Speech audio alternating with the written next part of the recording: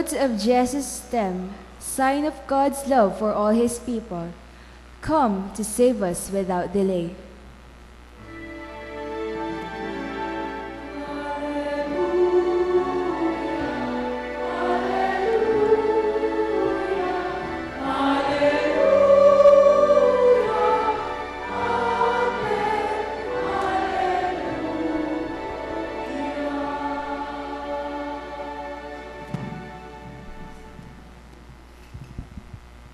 The Lord be with you.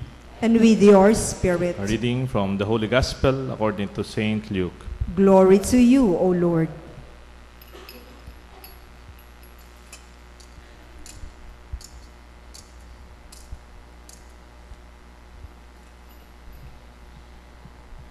In the days of Herod, the king of Judea, there was a priest named Zechariah of the priestly division of Abiha. His wife was among the daughters of Aaron, and her name was Elizabeth. Both were righteous in the eyes of God, observing all the commandments and ordinances of the Lord blamelessly. But they had no child, because Elizabeth was barren, and both were advanced in years. Once when he was serving as priest in the division's turn before God, according to the practice of the priestly service, Zechariah was chosen by lot to enter the sanctuary of the Lord to burn incense. Then when the whole assembly of the people was praying outside, at the hour of the incense offering, the angel of the Lord appeared to him, standing at the right of the altar of incense. Zechariah was troubled by what he saw, and fear came upon him. But the angel said to him, "Do not be afraid, Zechariah, because your prayer had been heard. Your wife Elizabeth will bear you a son, and you shall name him John. And you will have joy and gladness, and many will rejoice at his birth, and he will be great in the sight of God. He will drink neither wine nor strong drink. He will be filled with the Holy Spirit even from his mother's womb, and he will turn away many of the children of Israel to the Lord their God. He will go before him in the spirit and the power of Elijah, to turn the hearts of fathers toward children and the disobedient to the understanding of the righteous, to prepare a people fit for the Lord." Then Zechariah said to the angel, "How shall I know this? For I am an old man, and my wife is advanced in years." The angel said to him in reply, "I am Gabriel, who stand before God. I was sent to speak to you and to announce to you this good news. But now you will be speechless and unable to talk until the day these things take place, because you did not believe my words, which will be fulfilled in their proper time." Meanwhile, the people were waiting for Zechariah and were amazed that he stayed for a long time in the sanctuary. But when he came out, he was unable to speak to them, and they realized that he had seen a vision in the sanctuary, and he was gesturing to them, but remained mute. Then, when his days of ministry were completed, he went home. After this time, his wife Elizabeth conceived, and she went into seclusion for 5 months, saying, "So has the Lord done for me at a time when he has seen fit to take away my disgrace before others." My dear friends, the good news of our salvation. Praise to you, Lord Jesus Christ.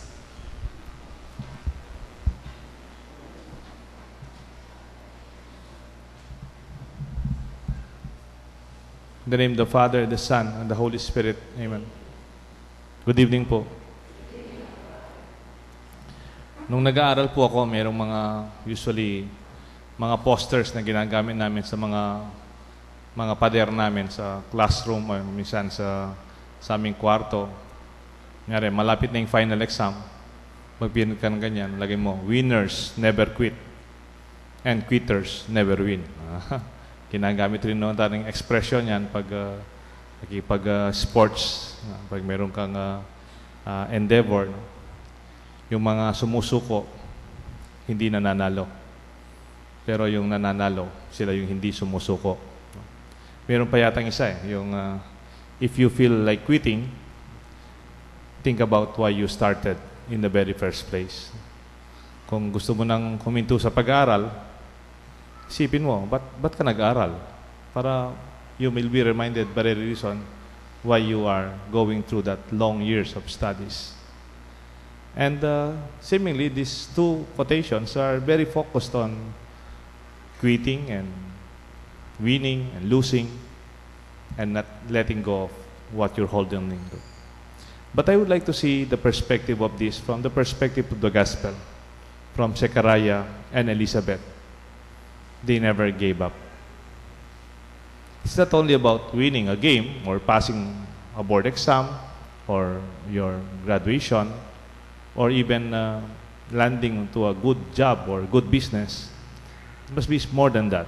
A prayer deeper than just a final exam or a matter of education. Ang mahirap po sa naranasan ni Zechariah at ni Elizabeth ay yung karanasan ng marami sa atin. Ano po ito? When our prayers are not answered. Parang nagdarasal ka, pupunta kasi dito sa St. Jude, nakikipag-novena ka pa sa novena sa St. Jude, nakikipag-Mother of Perpetual Help ka pa pag Wednesday. Pag Friday, meron din tayong devotion to the Sacred Heart of Jesus. Kung minsan parang in spite of all of this, parang our prayers are not answered. Parang hindi tayo pinapakinggan ng Diyos. Mabuti pa yata yung hindi nagdarasal. Mabuti pa yata yung hindi nagsisimba. Mabuti pa yung hindi gumagawa ng kabutihan. Halimbawa, ako si Zechariah, tapos si Elizabeth, nakita niyo po sa gospel, they were righteous and faithful to God. Pero wala silang anak. Ang pinakamalalim nilang panalangin, magkaroon ng anak. Lalo na nung panahon na yon. At ngayon naman, di ba? Saan ba lahat pupunta? Yung pamilya, pinagpapaguran nyo, kulang magmamana. Kung walang magpapatuloy sa pangalan at lahi ninyo. Ang mahirap at masakit siguro sa dalawa, they are faithful, they are righteous to God, before God. In spite of all of this, they do not have a child. Para ba sigurong titingin sila sa kapitbahay nila, mabuti pa yung kapitbahay namin, 6 yung anak nila. Mabuti pa yung kapitbahay namin, 5 yung anak nila. Hindi man sila nagsisimba. Hindi man sila nagsiserve. Ba't sa amin, di ibigay yung inihingi namin? Masakit po yan. Masakit sa kalooban, minsan masakit pa sa harap ng ibang tao. Secondly, the sense of longevity. The longevity is an issue here because matanda na po yung dalawa. Magaling po yung gospel at saka si Zechariah. Magaling po magsalita. Yung sinatawag nilang social skill. Sabi niya, how can this be? My wife is advanced in years. Ganda pagkasalita, no? Hindi niya sinabing, my wife is old. Hindi niya sinabi. My wife is advanced in years. O nga naman, no? You know, patience is a virtue of the wise. Patience is a virtue reserved only to people who are wise, who have wisdom. Ang mga kabataan ngayon, they want things fast. They want answers immediately. Maganda yan sa korporasyon eh. Pag tumawag ang boss mo, tawag, sagot ka kagad. Dapat yung telepono, hindi more than 3 rings, sumasagot. Dapat yung mga linya sa tindahan natin, mabilis, nasasagot ang needs ng ating mga customer. Dapat hindi naghihintay ang ating customer. Dapat deliver kagad. Sanay po tayo sa ganyan, di ba? O nga naman, dapat. Efficiency. Tsaka yung right timing. Pero you know, there are things that are not answered easily. Lalo na yung malalalim na panalangin natin. Sabi nga nung nagdarasal, Lord, give me patience. I want it right now. Parang, does not happen that way. Madalas ko sinasabi, there is no elevator. There are no elevators to success. Always have to take it step by step by step, a day at a time. The longevity is a big issue here. Kasi matanda na itong dalawa. And yet, what is more difficult is this one. Yung number one, I was talking about righteousness and faith. But it is also possible when doubt would overshadow our faith. When your own faith is already weakened through time and doubt seeps in. Parang pag tumatanda ni sasakyan, kumisan, humihina na rin. Parang pag tumatanda yung katawan natin, humihina na rin. Pwede kaya yung pag tumatanda na rin ang ating pananampalataya, when our prayers remain unanswered, kumisan, we begin to doubt. We begin to entertain questions in our hearts. Itong nangyari kay Zechariah. He was actually a prayer leader. Siya yung nangunguna sa pagdarasal sa templo. He was a presider in the prayer in the temple. He was inside the Holy of All Holies. He was offering incense in behalf of all the people who were praying. And yet when the Lord appeared to him through the angel, announcing that their prayer, their lifelong prayer is now answered, he does not believe anymore. Pwede pala yun, no? Sa katagalan mong nagdarasal, hindi lang yung nakalimutan mo na yung dinarasal mo, hindi ka na naniniwala na magkakaroon pa ng sagot ang dinarasal mo. Ito ang nangyari kay Zechariah. How can this be? My wife is advancing years and I am barren. Hindi na namin ninihintay ang sagot sa aming panalangin. You know what I mean? You just go through the action. You just go through it. Anyway, it's just a matter of habit na nagsisimba. Nakasanayan ko na lang. It's a matter of practice na nagsisimbang gabi, nagdarasal. It's just an obligation I have to do. Nakasanayan ng pamilya. But if you really ask me, I do not believe anymore deep in my heart that my prayers will be answered. This is the most difficult part of the gospel and the most difficult question we have to confront deep in our hearts. Marami pong lumalapit sa akin kung minsan, sinasabi, Father, I'm beginning to lose my faith. Kung minsan ang magsasabi pa sa'yo, hindi man matanda, bata pa. Okay lang kung matanda na eh. Yung matanda na, kamukha ni Zechariah at si Elizabeth, kasi matagal na silang nagdarasal, hindi sinasagot yung dasal nila. And then they begin to entertain that question.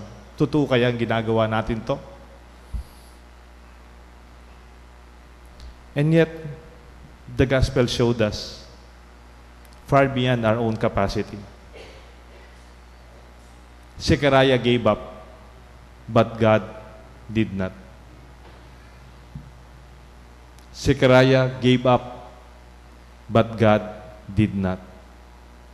It is difficult, but it is possible. It is possible, although it is too difficult.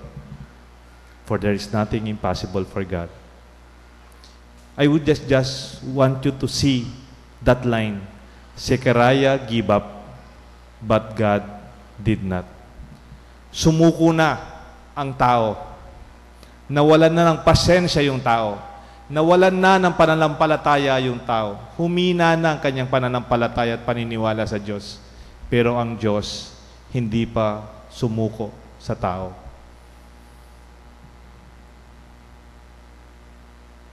I want you to offer your thanksgiving that you are still here. Magpasalamat po tayo.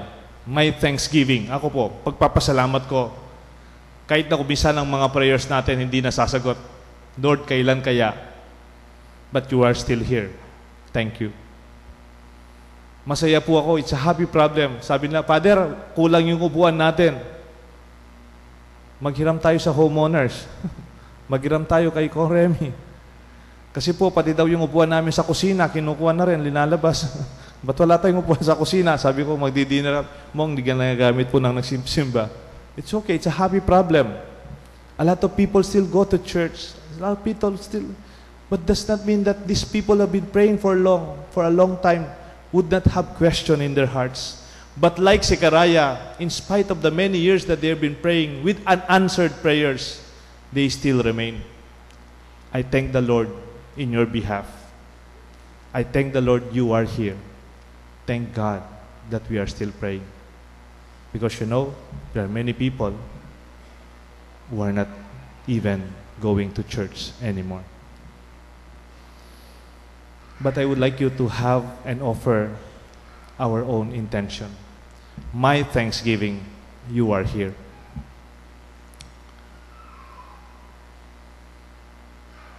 My offering, a renewal of my faith. I believe, Lord, though sometimes nangihina ako, ikaw hindi. Sumusuko ako, ikaw hindi. Nawawalan ako ng pasensya sa kasama ko, sa ibang taong pinagdarasal ko. Pero ikaw, hindi. Pardon, Lord, my own weakness, my impatience. Give me your strength. Give me your endurance. Give me your lasting love and faithful expression of your presence with us. God never gives up. He will never give up. Thus, kahit na kumisan, tayo sumuko na. Minsan, nakwento ko po, yung kapatid kong na-transplant. Ang kapatid ko kasi, sorry po, matagal na siyang may sakit. 1991 pa, nagda-dialysis na. Hanggang ngayon, 2004, nagda-dialysis pa rin. That's a long time. More than 23 years already. From one operation to another. This year lang po, 2014, 3 times siya na-operahan, major. Sabi ko sa kanya, agyo mo pa. Agyo ko pa koy, kaning operasyon ko ngayon. Tinanggal yung tinransplant sa kanya. Pero sabi niya, ikuha ko na yung kota ko ngayon, sunak pa ngayon. Nagbibiro pa siya. No? There was a time, matransplant na siya, pero nagmanas na po siya, nagmanas. Hindi mo na mahawakan yung kamay, masakit lahat. And then, sabi niya sa amin, Kuya, okay na ako. Huwag na kayong mangutang, huwag na kayong magbenta ng ano. Okay na ako. For many years, may sakit ako. You never doubted your faith that I will be better. Okay na ako, but I surrender my life. Okay na ako. I don't feel anything na nagkulang kayo sa akin. In fact, ang laki ng pasasalamat ko. How mature the young person who's sick since he was 14 years old. Then sabi niya, let us just pray. He was already giving up. And then somebody volunteered to give his kidney to my brother for a second transplant. That was back in 1999. And then, yung doktor na hindi namin kayang mabayaran na doktor kasi specialist sa Paul specialist. Hindi po natin kaya yun. Almost millions po yung gastos sa transplant. May nagbibigay na ng bato, pero yung gastos pa rin, hindi po namin kaya yun. Tapos, yung doktor na magaling, nag-volunteer siya. Handle yung transplant ng kapatid ko. Dahil second transplant for a minor. Nasa pedya pa po siya, no? It was a special case for them. And all his doctors and all his consultants were with him to do the second transplant. And then somebody volunteered to give kidney to him. Dahil hindi wala kaming lakas loob bumili, quote-unquote, ng bato sa kung saan-saan. Because okay na tayo niyan. You know, pagkatapos ng transplant, umiyak ang nanay ko. Sabi niya, hindi ko maniwalang magka-transplant pa yung kapatid natin after we already gave up. Hindi ko maniwalang yung doktor na hindi natin kaya magbo-volunteer. Hindi rin ako makapaniwalang mayroong magbibigay ng kidney sa kanya na walang obligasyon. It was almost impossible. At yung nagbigay ng kidney sa kanya, 100% matching. All of it. Hindi rin namin Then just to console my mother while she was crying, sabi ko sa nanay ko, siguro after so many years we've been praying, papadasal tayo sa simbahan, papadasal tayo sa misa, nagdarasal tayo sa novena, nagro-rosaryo tayo paggabi, pumalapit tayo sa charismatic, lumalapit ako sina Father Corsi, nagpe-pray over ako, kahit pari ako, kung saan-saan yung healing mass, sumasama ko para sa kapatid ko. Without noticing it, God did not give up. Even when we already gave up. Di ba? What a wonderful story that I would always proclaim. Not because I'm a priest, but we were subject to an experience of God who's always patient in His own time. In His own time. Not according to our own limited time and limited capacity to wait and believe. The faith of God is lasting more than ours. And I just want to share with you a song. Nung na-stroke po ako, habang nagte-therapy po ako, madalas may nagsasagot, kapilang ko po may paldan. Di ba? Yung pag meron tayong card, get well soon. Alam niyo po, mayroong mga sakit na hindi soon eh. Pag pinag-usapang cancer, do not give a card, get well soon. It will be very frustrating. Pag meron kayong kaibigan na stroke, huwag niyo lagyan ng get well soon. Just pray for your strength. Because in reality, humanly speaking, it does not get well soon. But we hope it will. Pero hindi lang po magic, di ba? It takes a lot of patience, therapy, masakit po. Magastos din, and so on. At minsan nagte-therapy ako, but narinig ko yung sound ng nag-therapist sa radyo lang. Ba? Nakikinig ako sa music habang nagte-therapy ako. Sumabay akong kumanta. Umiiyak ako, nagdarasal pala. Ito po yung song. Sabi po ng song, in His time. In His time. He makes all things beautiful in His time. Lord, please show me every day, as you teaching me your way, and I'll do just what you say in your time. Do you want to sing it together? Okay lang po? Can you help us also? Nandiyan naman si Sir Ronnie. Kahit ang sangkilang. Ganyan. We sing it? Wala pong practice ito, no? In His time. Tayo po lahat, let this be our prayer. In His time. He makes all things beautiful in His time. Lord, please show me every day that you're teaching me your way, and I'll do just what you say in your time. In your time. In your time. You make all things beautiful in your time. Lord, my life to you I bring. May its song I have to sing be to you a lovely thing in your time. Be to you a lovely